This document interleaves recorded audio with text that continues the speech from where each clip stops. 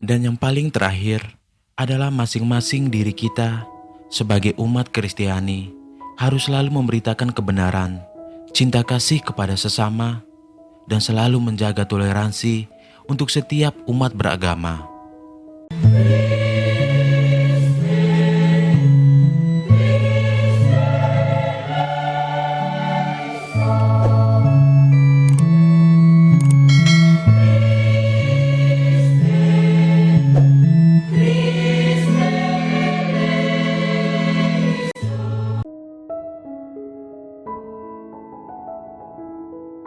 Salam sejahtera untuk kita sekalian, Sobat Pengikut Kristus 2905.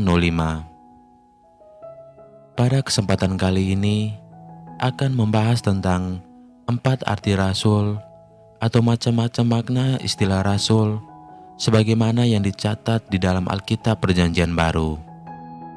4 arti rasul pada dasarnya memiliki makna yang hampir sama, tetapi dengan penggunaan yang berbeda sesuai dengan konteksnya. Oleh karena itu, 4 arti rasul sangat perlu untuk kita ketahui sehingga kita bisa lebih mengerti dan tidak menggunakan istilah tersebut secara serampangan. Sebagai informasi, istilah rasul diambil dari bahasa Arab untuk menerjemahkan istilah bahasa Yunani yang biasa disebut apostolos.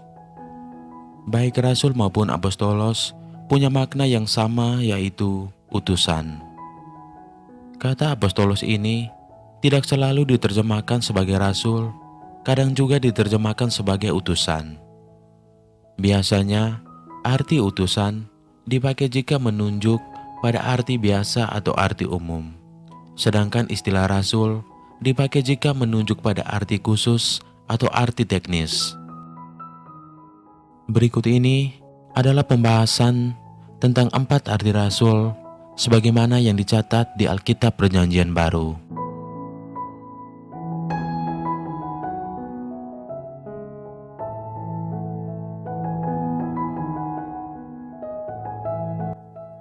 Yang pertama, utusan biasa.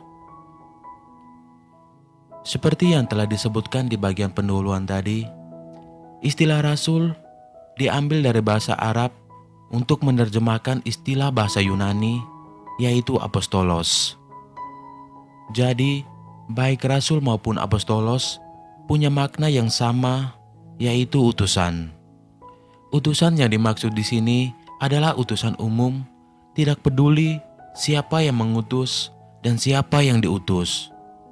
Salah satu pemakaian istilah utusan dalam arti umum di Alkitab terdapat di dalam 2 Korintus bab 8 ayat 23 yang berbunyi, "Titus adalah temanku yang bekerja bersama-sama dengan aku untuk kamu. Saudara-saudara kami yang lain itu adalah utusan, jemaat-jemaat, dan suatu kemuliaan bagi Kristus."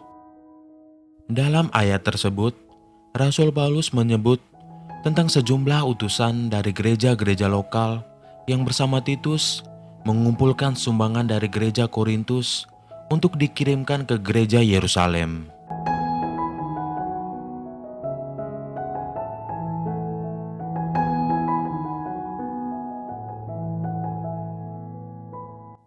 Yang kedua, 12 murid pertama Tuhan Yesus.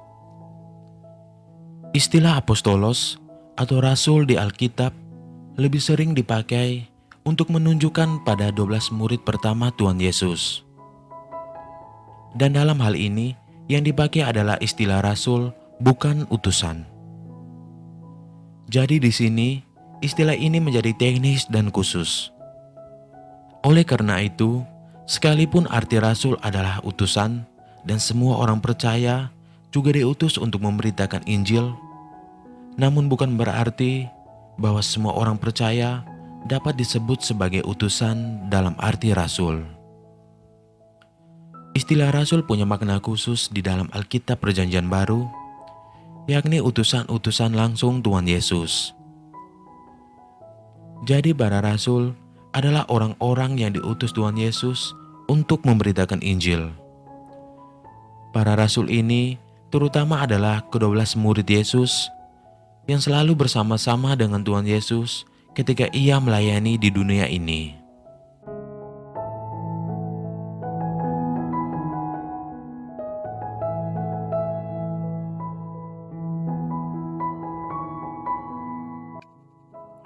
Yang ketiga, 7 rasul lain di luar 12 rasul yang pertama. Istilah rasul juga dipakai untuk menunjukkan orang-orang lain, para pengikut Tuhan Yesus di samping 12 murid pertamanya. Di luar ke-12 murid tersebut, ternyata masih ada sejumlah rasul lain yang diutus oleh Tuhan Yesus untuk memberitakan Injil. Hal ini terbukti dari pernyataan Rasul Paulus bahwa setelah kebangkitannya, Tuhan Yesus menampakkan diri kepada ke-11 rasulnya, lalu kepada semua rasul.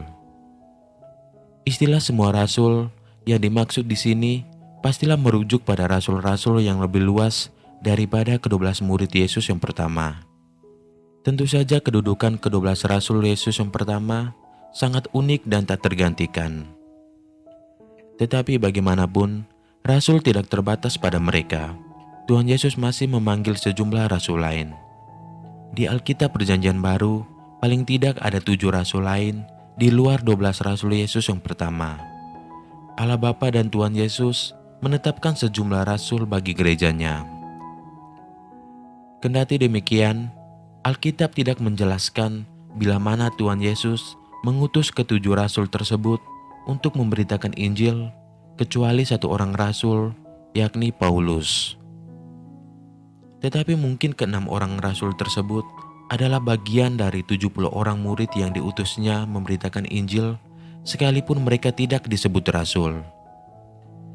Paulus adalah seorang rasul Tuhan Yesus yang memberitakan Injil ke banyak bangsa dan mendirikan banyak gereja di mana-mana. Sebelum bertobat, ia bernama Saulus, dan ia adalah seorang penganut agama Yahudi yang sangat fanatik serta telah membunuh dan menganiaya banyak orang-orang Kristen. Namun ketika sedang dalam perjalanan ke Damsyik untuk menganiaya dan membunuh orang Kristen, maka Saulus pun bertobat setelah Yesus menampakkan diri kepadanya. Penampakan diri Tuhan Yesus kepada Saulus ternyata bukan hanya membuatnya bertobat dan percaya kepadanya, tetapi juga menjadikannya sebagai rasul.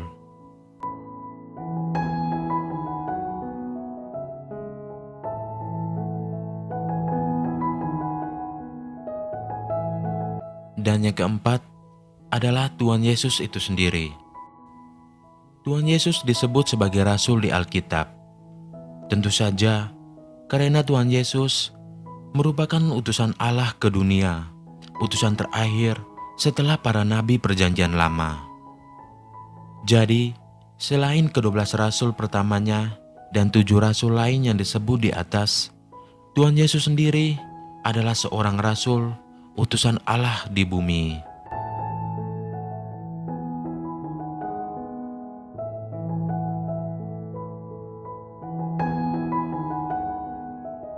Dan yang paling terakhir adalah masing-masing diri kita sebagai umat Kristiani harus selalu memberitakan kebenaran, cinta kasih kepada sesama, dan selalu menjaga toleransi untuk setiap umat beragama.